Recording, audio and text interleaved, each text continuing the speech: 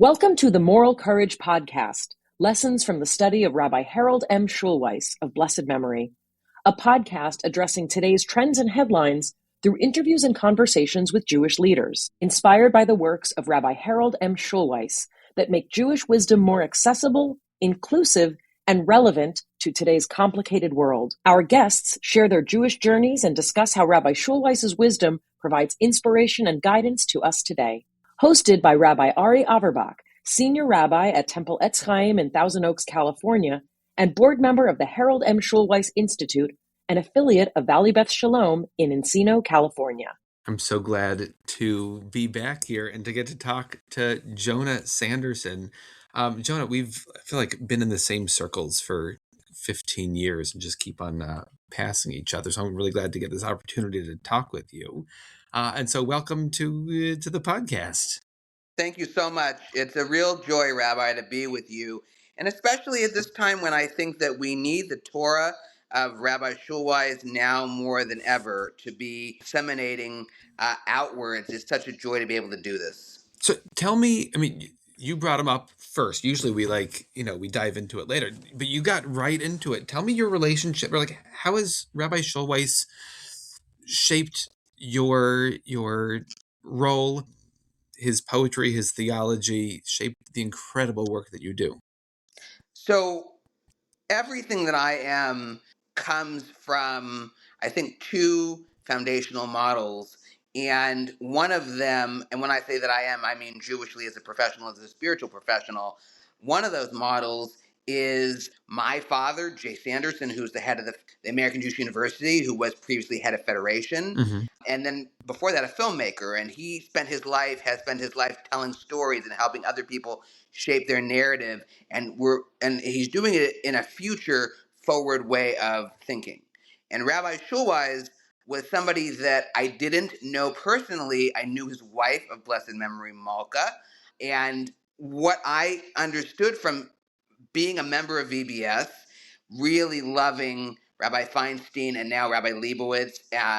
Jackie's a colleague of mine. We graduated seminary at AJRCA together. Yeah. Was that the Torah of Rabbi Shulweis is a way to forward think and push forward great ideas in the Jewish community. So what I do every day is help people shape the ends of their life narrative. And he was doing that. Rabbi Shulweis was doing that, not even with hospice, but with helping to push forward a Judaism that is joyful and that is one that doesn't go back, but one that keeps springing forward. And that's what is so moving about who he was. And so when I didn't know him personally or professionally, sadly, everything that he did, from the Para Rabbis program to the Jewish World Watch and everything at VBS, that has shaped me. Wow. All right, so tell me, how did you get into the world of hospice chaplaincy?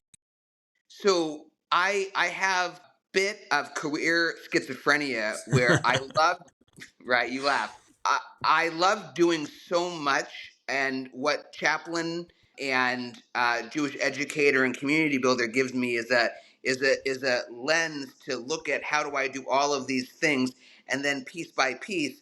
So what got me interested in hospice chaplaincy was that I was a caregiver for my mother's mother. She passed about maybe 6 years ago. What ended up happening was most people, because their kidneys fail after 3 years and they pass, she gambled with the whole house, all the money, and she really took it home at the end. And I was, one of her primary 3 caregivers, and I loved that.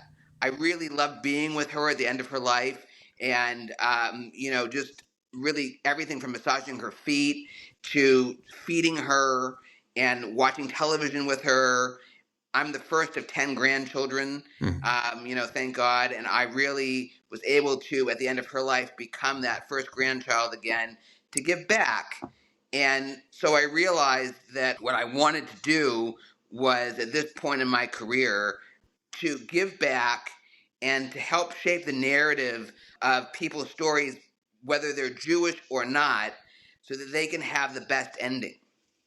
That's really beautiful. I mean, just on a personal level, we could all hope that we have people in our lives and our families who love us so much to be with us in like the hardest moments. And the fact that you could be there for your grandmother, it's incredible. And then to take that and turn it into a career, or at least a current step in your career. I like the idea of career schizophrenia. Like your dad, like Rabbi Leibovitz, I was also in the film industry. And we had a meeting last night with people at our synagogue who are or were in the film industry. And there's so many people who also have, I mean, you call it career schizophrenia, but find meaning and are finding meaning in really interesting places and are looking to see how that unfolds, which is so different from the model I grew up with, which is my parents had like roughly the same job their whole career. And it's neat to see people looking for meaning in different places. And so, how does it mean? How are you shaping people's stories or helping people see their stories when you're with them now? So when people are passing, one of the things that they do is they become self-reflective, Mm, and they don't care about Trump or Biden or politics, and they don't think about the nourishkeit that right. guides so much of American, North American, and really world views today. They really are caring about a legacy, an ethical will. What are they leaving behind? How will they be viewed by generations to come after them? And so what I do is one, help them create a legacy, an ethical will. And we talk about four areas: regrets and challenges, triumphs, failures. And we say, okay, so let's distill that down and let's make a really good cocktail that is your life, so that if you were going to look at what you would drink. I love making cocktails for people at my Shabbos table. So if you're going to look at what you would drink, what do you want to drink? And for me, I want to drink something that is umami. It builds and has many levels of flavoring. So that's what we do with ethical wills and our patients. And we say, what do you regret? Okay, so I had a guy tell me that he regretted treating his son a certain way at a restaurant or at Disneyland when the son was much younger, and he was yelling at him because his son was so young that he didn't know how to control his own body, and he always regretted that. Now his son is in his mid-20s. He's regretted it. Mm, So I said, tell him now, right. right? You have right now. I think, Rabbi, what we don't understand, or maybe that we understand and that we seem to try to push past, is that we don't know if we have tomorrow. We know that we have right now. And so the question becomes, from a Jewish aspect, a Shulweis aspect, what are we doing with today? Right. How are we making our lives and the lives of those around us better today? Because we don't know if we're going to wake up tomorrow. And if we even wake up, we don't know what that's going to bring. It's awful that these conversations happen at hospice. I mean, it's great that they happen at hospice. It's sad that they wait until we're at that place to have these conversations, that we can't have them before, because I think people imagine their passing and their final words and their final meal and everybody around them. And you've been in more rooms than I have, but I've been in enough rooms to know that that's rare.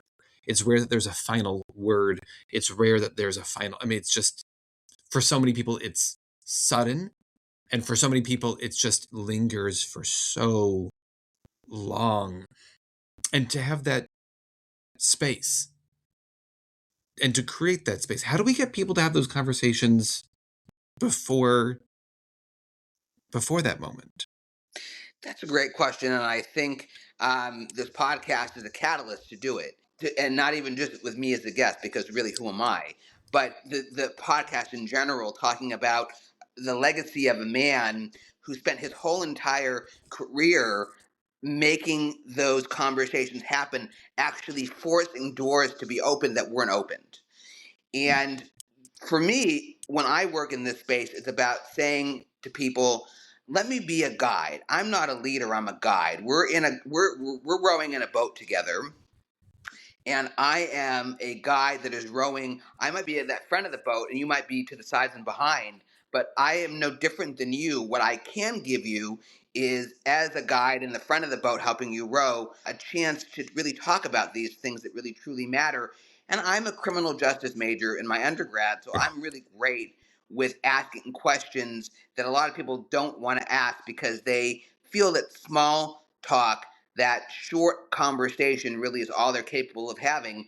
And I think that's doing a disservice. Whenever somebody says to me, well, what's your favorite color, or what's your favorite piece of birthday cake or ice cream, when I'm dating somebody in a speed dating mentality, and you only have 5 minutes with a woman or a man or somebody that you're talking to, and they say, just give me, small talk. And I say, I want to know why you're here. Right? I want to know what brought you to the speed dating. What are you looking for in 3 to 5 years? Why are you here? And if they can answer that, then I know there's somebody worth talking to that I want to actually have a date with. If they can't answer that, then there's really no conversation to be had, because you can't. Small talk is great with friends, but when you're just meeting somebody, which is what my work is, I meet 1,000 people a year in Yeah. these circumstances, and we only have 5 minutes, maybe an hour at most. I want to know what brought them here. Yeah. It must be hard to like be dating and like in your mind, like you live in the hospice where I imagine that anybody who works in, an ER, anybody who's a cardiologist, anybody who's a police, like so many people in their lives must have something similar. But to hold on to death every day, to hold on to the fragility of life every day, really changes every relationship that you have. It's an interesting kind of almost funny perspective to bring to it, to think about it in speed dating. And I'm not orthodox, but when I was already married to my wife and we happened to be in one of those hotel lobbies where a lot of orthodox people meet for dates, right? Like it feels like speed dating. They sit there in front of each other far enough apart in a public space, supervised, and they'll go through all the details. How many kids do you want to have? Where do you want to live? What kind of work? The important questions for forming a relationship, more than what we in our culture do, which is like, right, the first couple dates is like, you like pizza? Like, Right. who cares? Who cares? How many siblings Really, do you who have? cares? Who cares? What would it mean if the first date were, what do you find to be the meaning of life? What if the first date were, do you want to have kids? If so, how many? What happens if you can't have kids? Have you been genetically tested? Like, it would just be interesting. Like, where do we want to go? Once we get the groundwork done, we can then talk about, you know, toppings on pizza or favorite baseball teams. But like, that's not the essence. And it often, when your work is done, when the hospice part is done and the person has passed away and I sit with the family, and it's just so interesting how, you go, tell me about grandma. Who was grandma? What gave her life meaning? And they go, I don't know. Like they have, and so many people know none of it. And so for you to form a place, to make a comfortable spot where they can be vulnerable and maybe still ask grandma the questions, or at least have a conversation as survivors, as a family, is so big. What matters. I mean, listen, you and I have another colleague, Rabbi Steve Leader, who's written a lot of books on the topic and who's, shepherded one of the biggest communities, probably the biggest in Los Angeles, if not North American Jewry. Central Synagogue competes with that. But he said in one of his books, the subchapter is Nobody Wants Your Crap. And that's true, because what they want from you is not the house, the car, who gets what material pleasure. What they want from you is how did my father live? So for me, my father lives every day with an early boyhood trauma of Mm, anti-Semitism, and then that trauma shaped and guided his Jewish career, and has done and will continue to do it until he retires.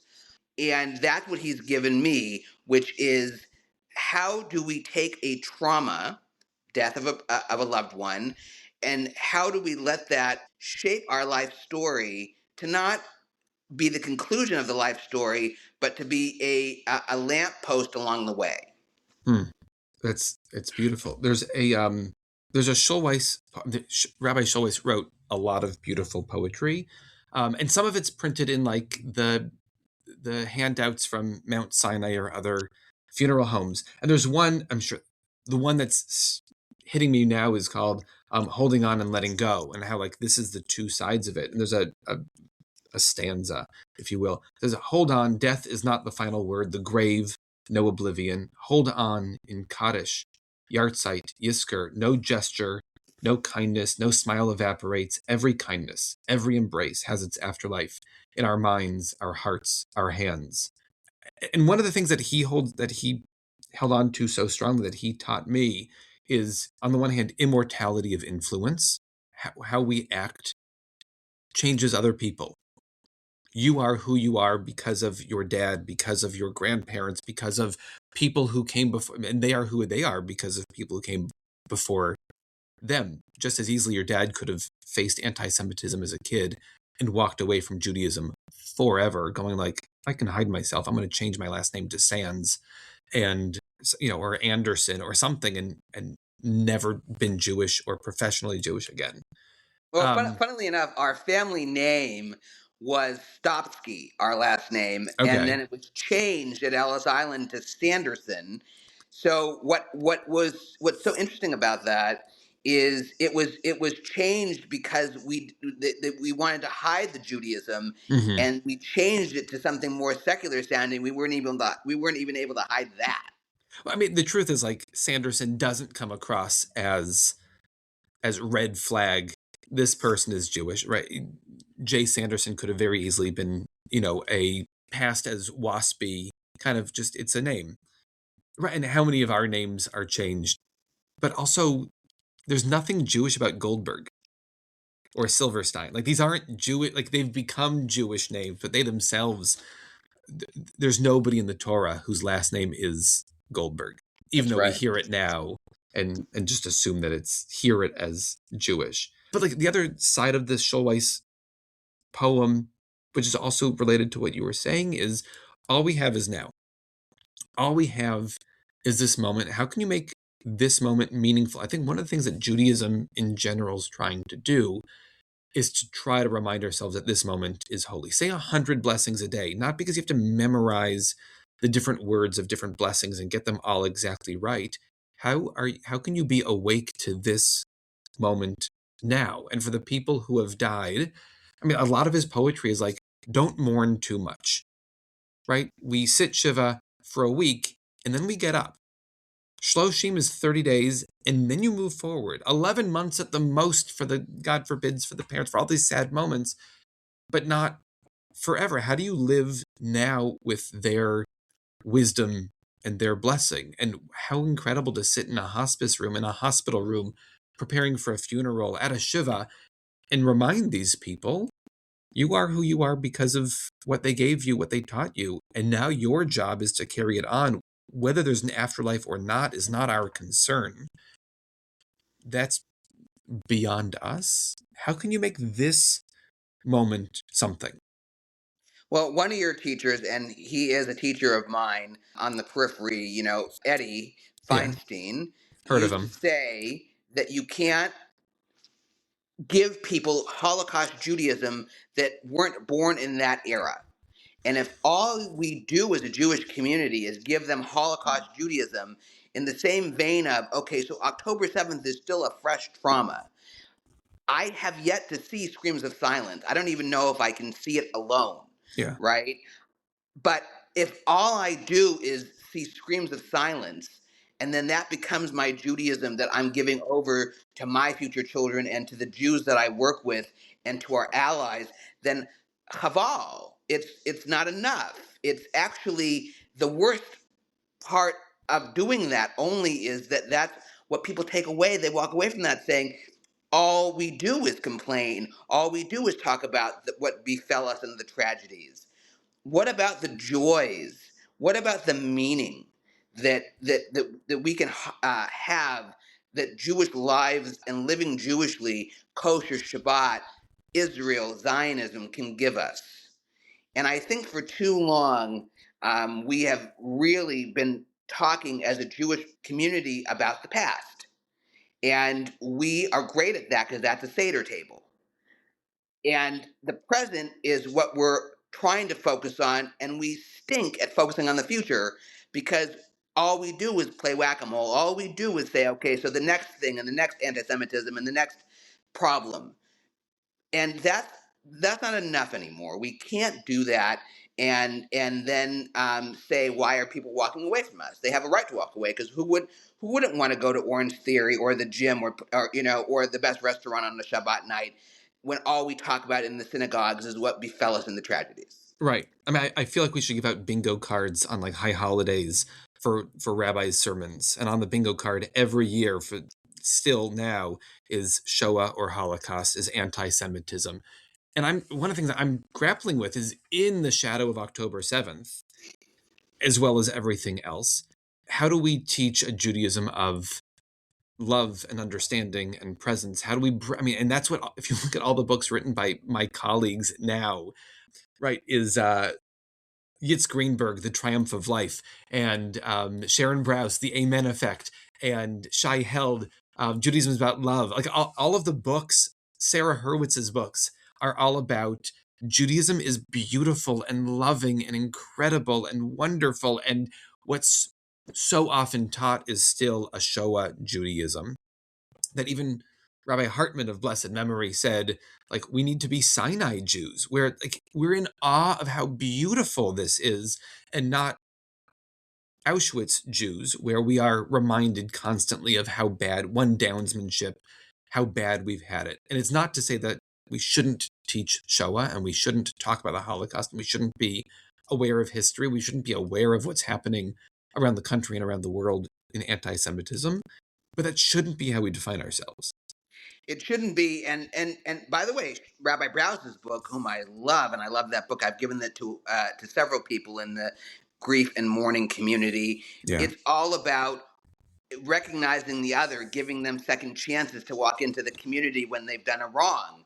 And a lot of people on their deathbed feel like they have not done a lot right in their life because they don't know how to live with the regrets, but move past, but work within them to find new ways to challenge themselves from having experienced those mistakes and having committed those errors.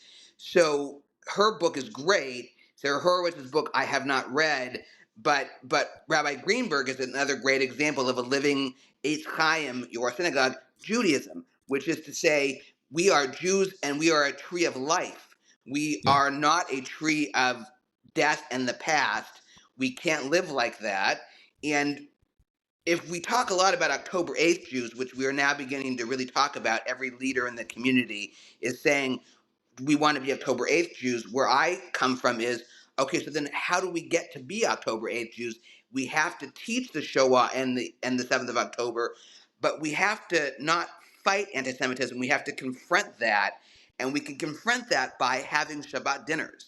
And we can confront that by having Jewish education in the synagogue, like with your toddlers and preschool students. All of that is how we confront a world that is very adverse to our existence. Yeah. I mean, at our shul, like so many shuls, we had pictures of all the hostages up for a long, long time. And we would add a black ribbon or a blue ribbon, depending on if their bodies were returned home or they came home. And at a certain point, I go, we need to offset this somehow.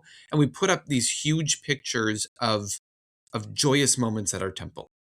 Of here's a 13-year-old girl putting on tefillin. Here's 100 people on the beach for tashlich as we're blowing shofars as the sun is setting. Here, all these incredible moments that people have captured to remind people as they're walking in the door. It's not, like right now, if you walk in our main door on a Shabbos, you're going to see Holocaust Memorial, and then you'll see these pictures. And so it's an important part. I know for a certain generation, the Holocaust is the defining moment of Judaism.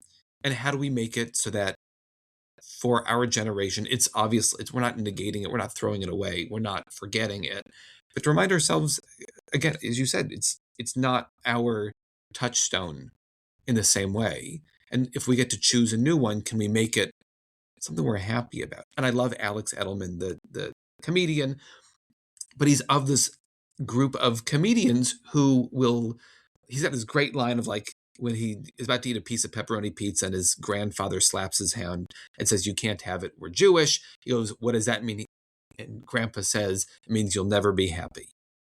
And it's like, it's Yes. funny. And I saw it at the taper in a room, like probably all Jews, except for the people in front of me who didn't understand a word of what was going on. But everybody else is Jewish in there, and they're laughing. And I wanted, like, and I'm laughing too, and also going, but that shouldn't be how we're defining our Judaism, even in a cheap joke or an easy joke.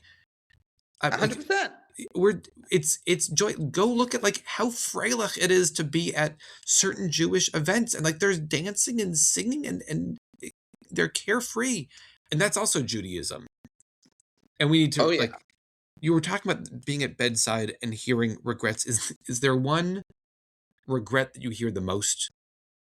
Is there one that you're like, Yes, there is one regret I hear the most. And unfortunately for my patients, when they come to me, they're all unconscious for the most part. yeah, And that is really because they're on a lot of morphine or Dilaudid or a medication that is easing their transition from this world to whatever comes next. And the regret is from the family, which is how they looked at religion, how they looked at theology, how they looked at philosophy, how fundamentalist, how extreme their backgrounds were as children. And so what I've said, and this is something that's going to be really provocative on a Jewish podcast, but because Rabbi Shulweis was provocative in his rabbinate, he evoked this in me today to say this here, which is I don't believe in a God that's up in the quote unquote heavens. I believe, as he did, that God is a verb, yeah, and that religion is man-made and God-inspired. And so what we have when we distill that down is the best toolbox or the best toolkit for how to live a life, because often our lives are really tragic, really beautiful, really triumphant, really broken, really flawed. All of those things. And nobody escapes any one of those things. People can have a lot more one than the others. And if they have more pain in life, they have to ask themselves, what are they doing to cause it? How can they change their circumstances? And so the regret is that I grew up in a Christian church that said that if we don't accept Christ before we die, then we're not going to heaven. And I've said that the church is the hospital room. As a Jewish chaplain, Rabbi, I baptized many Christians in the hospital, and they all say to me, how can a Jew do it? And then when I leave, they say, thank God, and pun intended, a Jew did it. mm, Because if you think about the ways that the church has really been horrific in disseminating information for how to live your best life, it's really a creed-based theology, which is just accept Jesus and you're going to be okay. right, If not, you're going to hell. So that's a regret that I see a lot, which is now that I'm dying, I might have, hours or minutes or sometimes days. How do I tell my loved one that he's going to go to heaven, or she's going to get to her next spot on this journey without any of that guilt that they were given at birth and raised with? to like overcome that. Which reminds me of another on topic Shulweis poem, which is called "Embrace Me Whole," which is often read or thought about at funerals or at shivas. And one of the lines is "not fear of dying, but not having lived." And it's like, the people who I've talked to, and when they're facing the end, they know it's the end, and they're okay with the end. And what one of their worries is this pile of regrets, this pile. Were they kind enough? And it's so beautiful when I'm in the room, and I kind of do a vidui moment. Is there anything you need to say to your loved one who often at that point is non-responsive?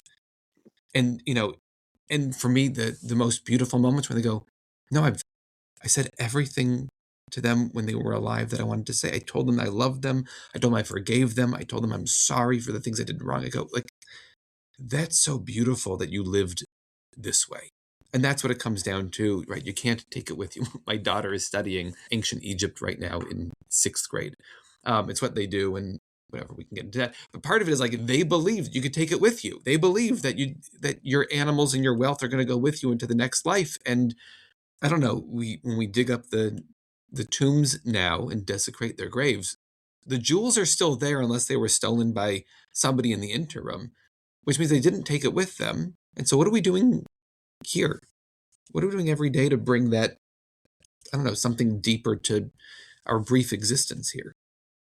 And now that doesn't mean, and I love that your daughter's studying ancient Egypt. It's a great, I have not studied any of it other than reading the Parsha and teaching the Parsha. When America is a death-denying, materialistic, and North America culture. And it's all about what we don't have, what we need to have in order to be successful.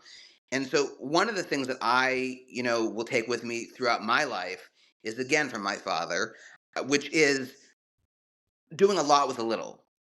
My father likes to say that he's the least educated one in our family. He's running American Jewish University with a bachelor's degree. Yeah.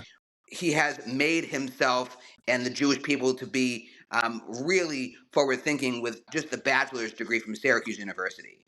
So it's not, the lesson is, okay, so you went to Harvard. What are you going to do with that degree? Because it's not just to lord over other people that haven't gone to Ivy League schools. If you went to Columbia and you spent $100,000 to $200,000 on your education, and all you got out of that was sitting in an encampment protesting the supposed genocide of the Palestinians, that would be to me the greatest waste of an education. Yeah. So the question becomes, okay, so you went to an online school. I went to an online college to get my bachelor's degree, and it was the best thing I ever did because it was the least expensive way to do it. And a rabbi once told me before I got the degree, he said to me, it's like a pair of underwear, this bachelor's degree. Nobody's going to ask you where you have it. They're just going to care that you have it.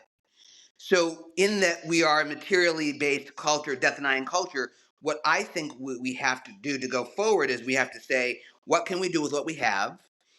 And how can we be impactful, innovative, and creative as professionals, as lay leaders, and as a Stam Jew in the pew? What are you going to do with your one, oh gosh, what's the poem? What are you going to do with like your one something, I'm missing the adjective, life? You have this opportunity. I went to purposely the most expensive college in America. Sorry, parents. And you're right. And I did that, and I got I was very lucky. It was a wonderful, fascinating, life-changing thing. And there were kids who would skip class. I was like, why are you skipping? They're like, the professor doesn't care. I was like, you're paying $200 an hour for a professor. Like, why would you miss this moment to get something and to learn something? And maybe that's sometimes how I feel is like I have one of those lazy afternoons where I do nothing. I go, I'm able-bodied right now. Why am I not doing something? Why am I not spending my brief moment on this planet fighting for something more important? Which, like today, if you read the news, and today being any day of the last 2,000 years, if you read the news, gosh, you could do something to make this world better, I think. And maybe it's small. Do you want to share kind of how you got to that online bachelor's degree? Just kind of your interesting story about your upbringing, if you don't want to. Sure. Okay. I have no problem sharing. I grew up with a learning challenge. And the challenge was that I came of age at a time where the neurodiverse community was very limited in how the labels that it was all about labels to get to to get to a diagnosis, to get to an education. And I understood that for me, my bachelor's degree was going to come from not sitting in a university classroom, but doing it by myself, online, at my own pace, while I was teaching Torah, while I was shepherding people in the community, at the same time that I was going to both my undergraduate college, which was called Penn Foster Career College. I was getting my master's at AJR in Jewish Studies, and I was running a suicide prevention semi-nonprofit. And I was able to do all of these things because I actually chose the best way to start my education. And what I wish for people is that they knew that they could be expansive in their pursuit of education. We are such an educated people. We're one of the most educated religions on this planet. And I think that the way that we educate ourselves needs to change, because what I'm seeing come out of the universities today is a lot of people that have wasted money on really expensive educations that don't know what they want to do and end up coming back to live with their parents, or end up starting businesses where they didn't even go to school for what that business was that they're starting now.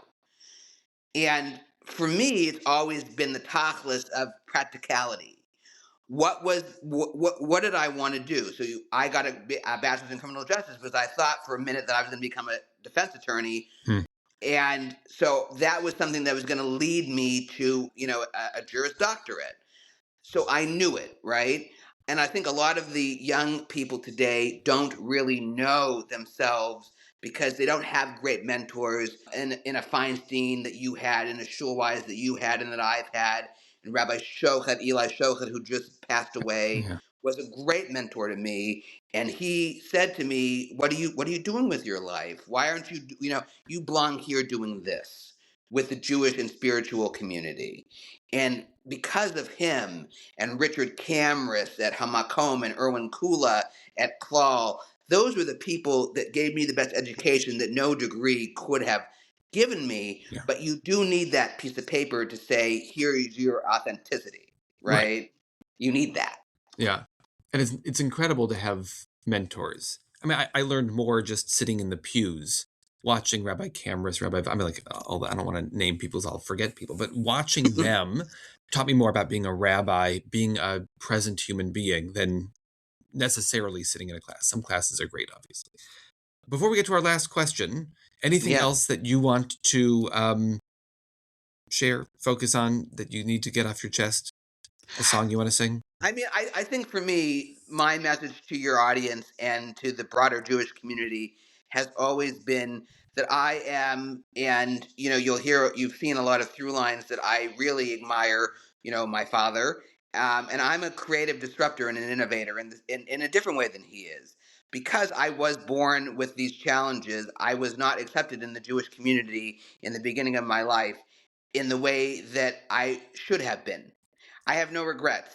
The Jewish community should have regrets. The broader community should have regrets about the way that they handled people that didn't fit into a mold.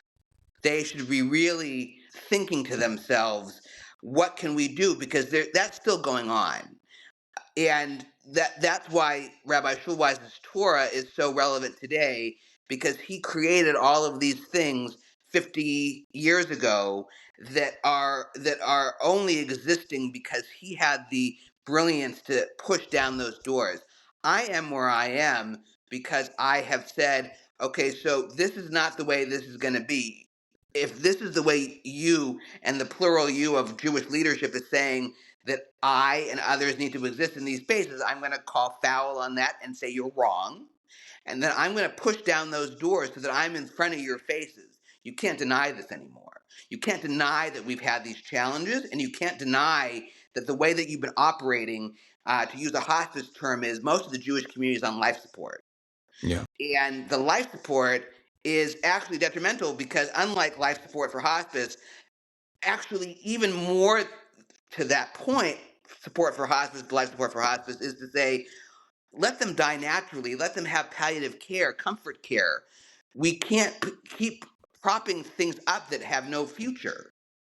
And we have to be innovative and inclusive to everybody that has been marginalized. So when I pray in the name of Jesus with patients, which I do all the time as an interfaith chaplain, what I've loved about Jesus is that he went to the margins to meet the vulnerable. And because Jesus was Jewish, he was a rabbi of our Talmud, what we can say is Judaism going to the margins to meet the vulnerable where they are, Bashir Husham, is the only Judaism that I think should be existing today. And it really, truthfully, is the only Judaism that's going to push it forward our story, because we're not a place. We're a people that really needs to re-embrace peoplehood and not the building or the institution. Those don't have the same effect they once did, if they ever did. No, it's beautiful. I'm reminded how many times in the Torah it says to take care of the stranger, the orphan, the widow, the outsider. Make sure people don't feel outside. And it's sad that religion, a lot of religion, not all, has moved away from this idea. We don't need to get into other religions on this podcast, but still, like, how many of them are preaching, if you're not one of us, then you're not one of us. You can't be here. We can't be with you. You are different. You are other. You have to think like us. You go, where in the Torah, where in the Bible is it teaching this? Because it's not in the one that I can't find it in mine. It's great. And right. And when I was a kid, Rabbi Shulweis officiated a bat mitzvah for a girl who was blind. And it was like, it made the news. It was a big deal. And he's like, how are we turning this person away? I think she became an opera singer. She was incredible. Wow.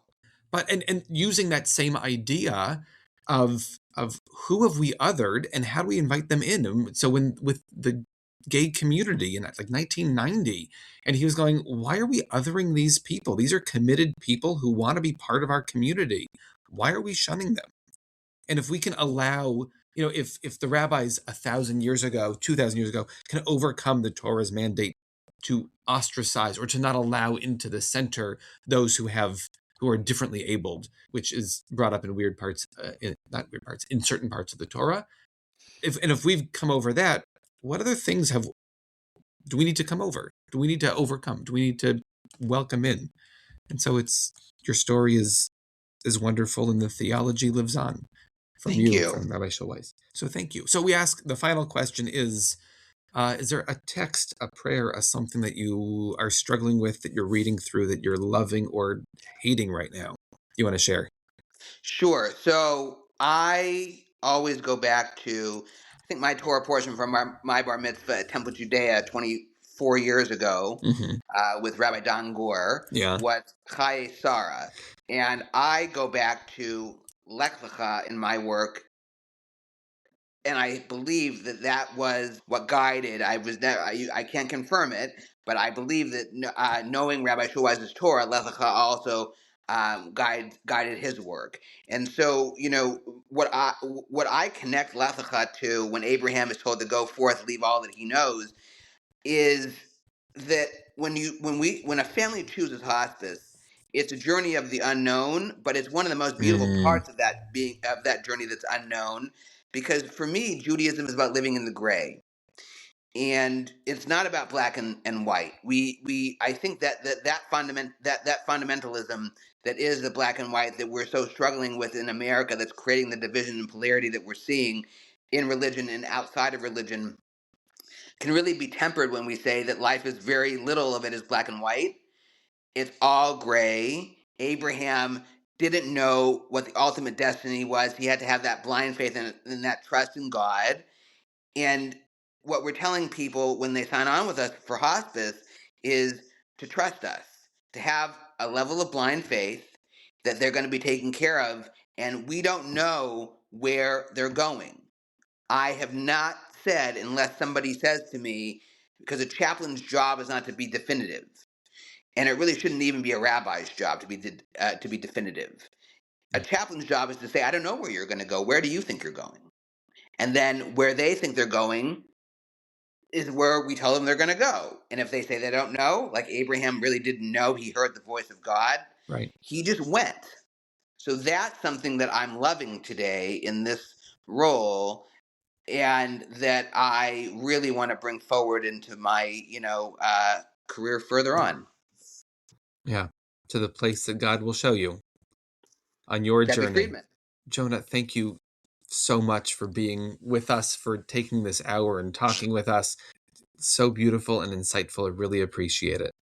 Thank you so much, Rabbi, for having me. It was an honor to be with you and to bring forth a legacy of a man that is sorely missed by me, by you, by anybody that he's touched. And I think one of the most beautiful things that I remember of his wife, Malka, was just being with her and meeting her and knowing that you were in the presence of one of the most godly women that has ever been created. Yeah, she was something. She was amazing.